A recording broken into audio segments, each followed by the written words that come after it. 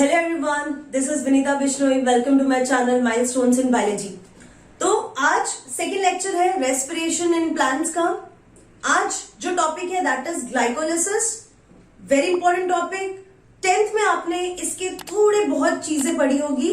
Now we are going to talk about this in detail. So let's start. Glycolysis, it's a Greek word. Glycos means sweet, means sugar, and lysis means splitting. So this is a process where this sugar will be split and it is going to be splitting in the cytoplasm to form energy. तो glycolysis को आप EMP pathway भी कह सकते हैं because the three scientists who were involved in discovery of this pathway are Emden, E, M. Meyerhoff and P. Parnas. तो इन तीनों scientist ने मिलकर इस साइकिल को डिस्कवर किया था, इसलिए हम इसको EMP पाथवे भी बोल सकते हैं। अब जो ग्लाइकोलिसिस है उसका अगर हम डेफिनेशन देखें तो क्या डेफिनेशन है? पार्शियल ऑक्सीडेशन ऑफ ग्लूकोज और similar hexose sugar into two molecules of pyruvic acid. Partial oxidation क्यों बोला? क्योंकि यहाँ पे ग्लूकोज कार्बन डाइऑक्साइड वाटर में चेंज नहीं हो रहा। जो ग्लूकोज है वो चेंज हो रहा है टू मॉलिक्यूल्स, वो स्प्लिट हो रहा है two molecules of pyruvic acid में। आपको बहुत अच्छे से पता है ग्लूकोज में 6 कार्बन है और पायरुविक एसिड में 3 कार्बन एटम्स है। सो यहां पे पायरुविक एसिड के आपको 2 मॉलिक्यूल्स मिलेंगे। अब ये जो ग्लाइकोलाइसिस है it is having 10 steps and 10 different enzymes are involved. This process happens in cytoplasm and you will get ATP and NADH2 in this process.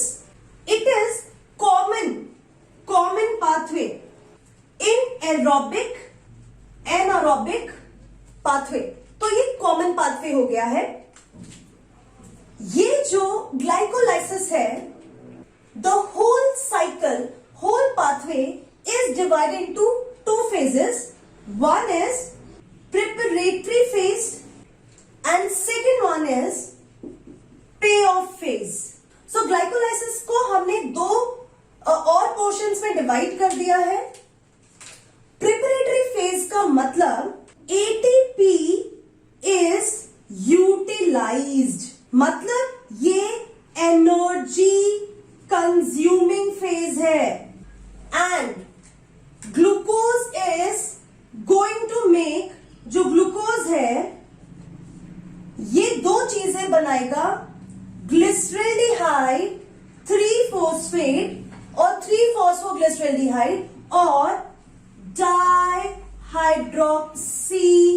Acetone phosphate. तो जब ग्लूकोज इन दोनों मॉलिक्यूल्स में, ये भी 3 कार्बन है, ये भी 3 कार्बन है, तो जब यहां से यहां तक फॉर्मेशन होता है, glucose will split into 2 molecules.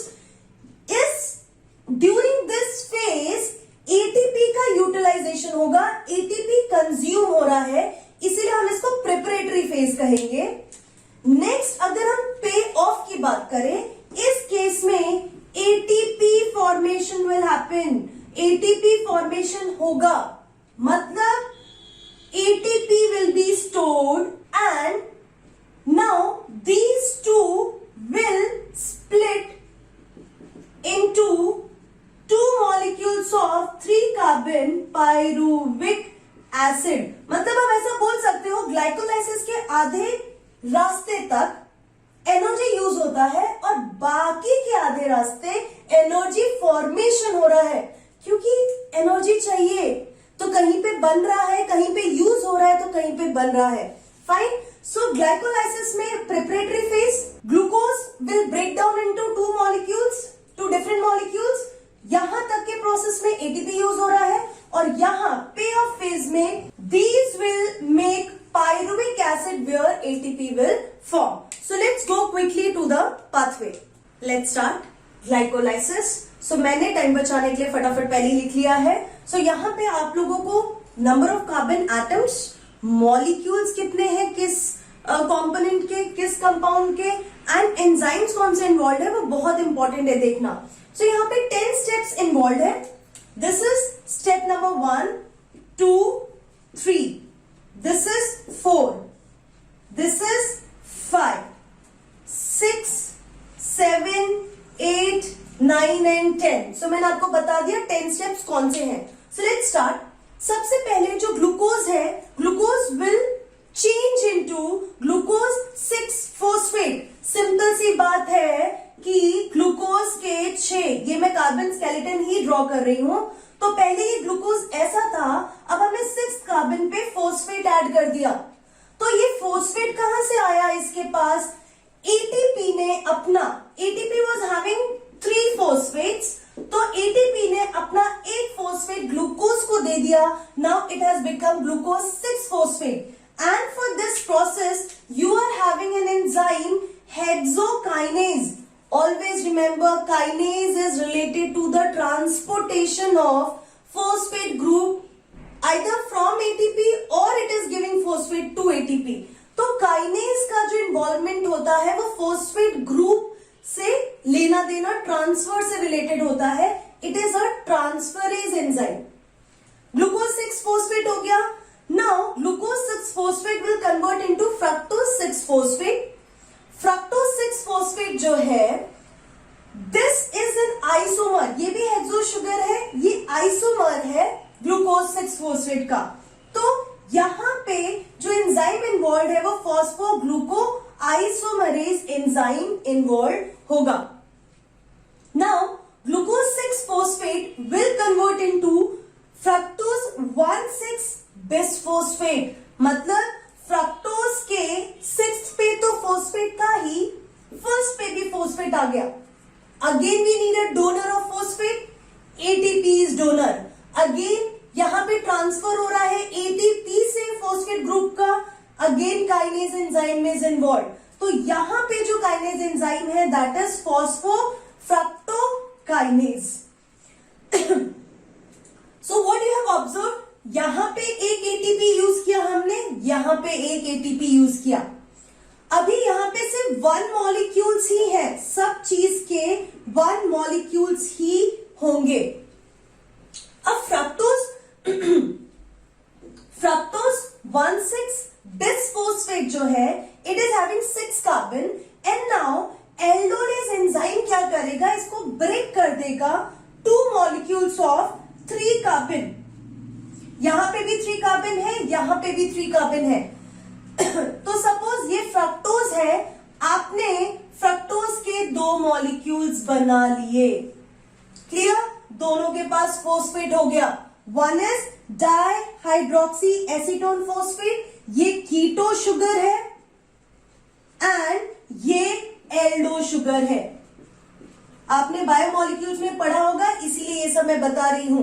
So this 6 carbon molecule that is fructose 1,6-bisphosphate will divide into dihydroxyacetone phosphate. हम इसको ढाप भी बोल सकते हैं और इसको हम फॉस्फोग्लिसरिक एसिड भी बोल सकते हैं। आप इसको फॉस्फोग्लिसरल्डिहाइड भी बोल सकते हैं। अगर आप इसे फॉस्फोग्लिसरल्डिहाइड बोल रहे हैं तो आपको PGAL बोलना चाहिए। P मतलब फॉस्फोग्लिसरल्डिहाइड। अब तक क्या था, ये सब 1 मॉलिक्यूल्स है।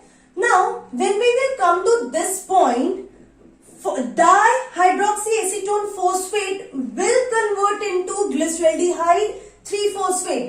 तो glyceraldehyde 3-phosphate का पहले से एक मॉलिक्यूल था, अब ये भी glyceraldehyde 3 मॉलिक्यूल में कन्वर्ट हो गया। Now it is called, it is having 2 molecules of glyceraldehyde 3-phosphate.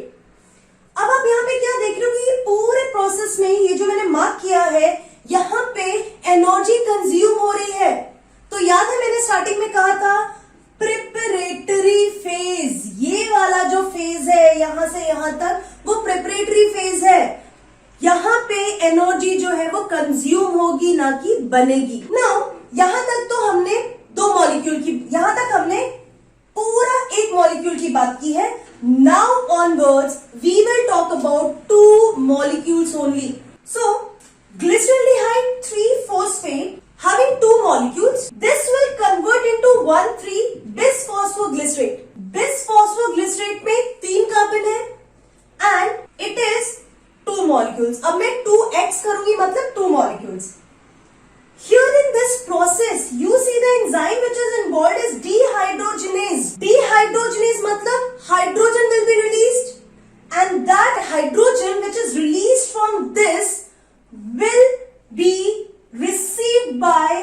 nicotinamide adenine and they will form NADH2. It is a reducing power.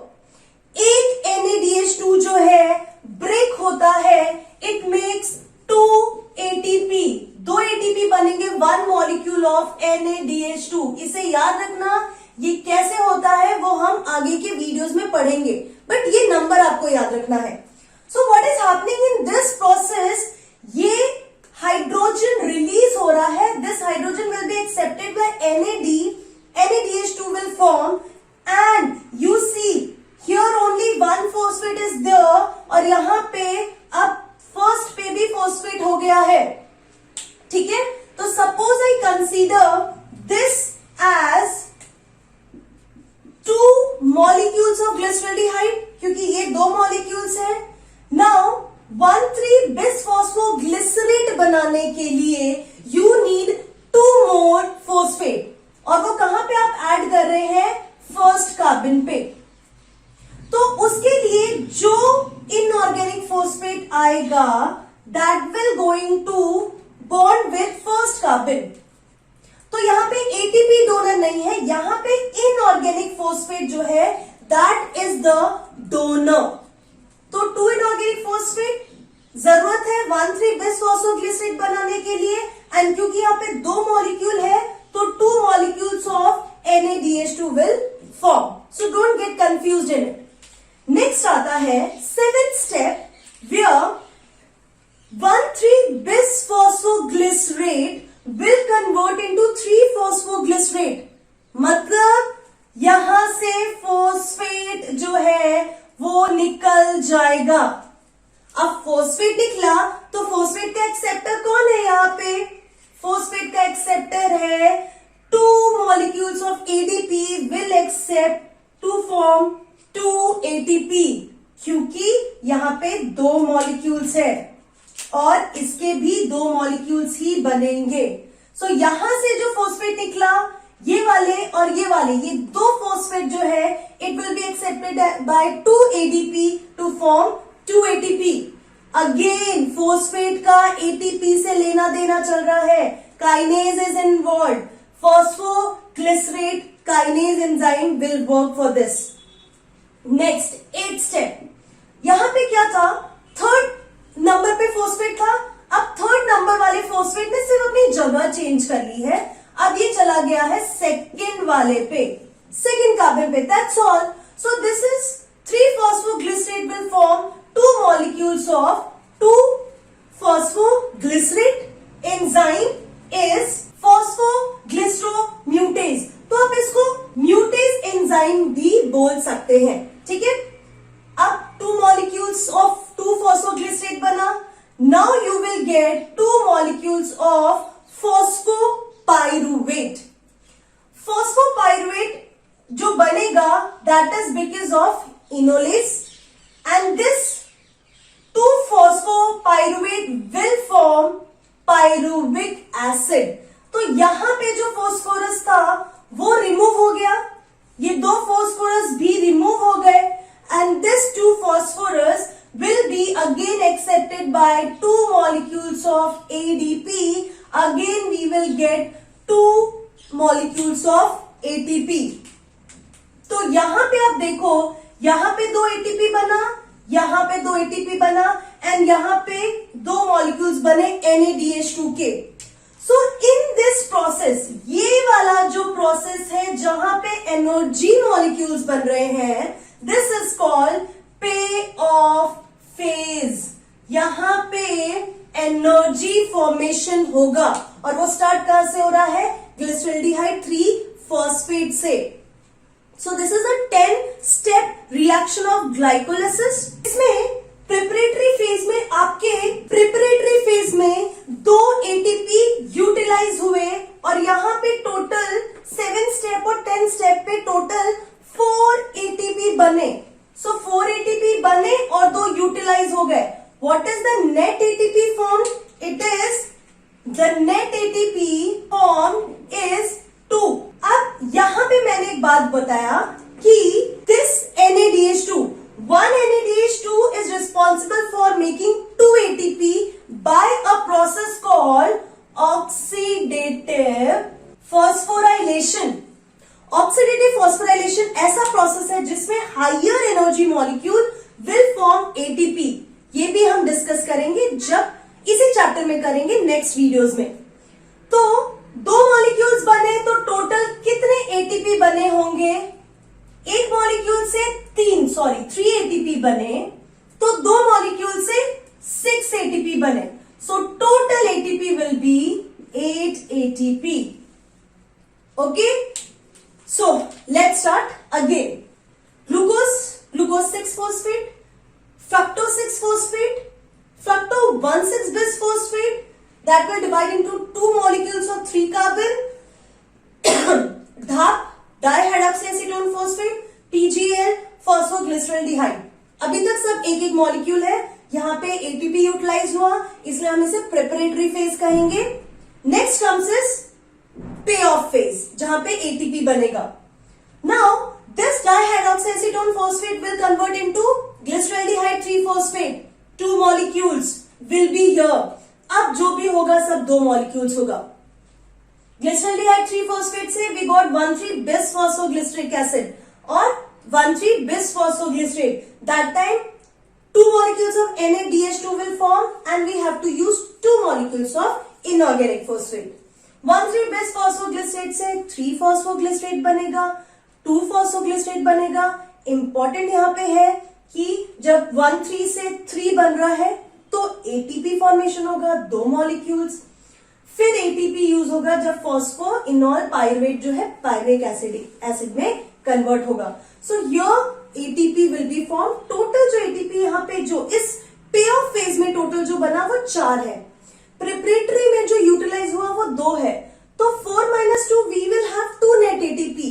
But ये जो एनर्जी मॉलिक्यूल बना, it has to go through an oxidative phosphorylation and by this process 1 molecule of NADH2 forms 3 molecules of ATP and 2 molecules of NADH2 will form 3 ATP। तो पूरे glycolysis में अगर हम ऐसा देखें तो हमें सिर्फ 8 ATP का इनकम हुई है ग्लाइकोलाइटिक फेज में।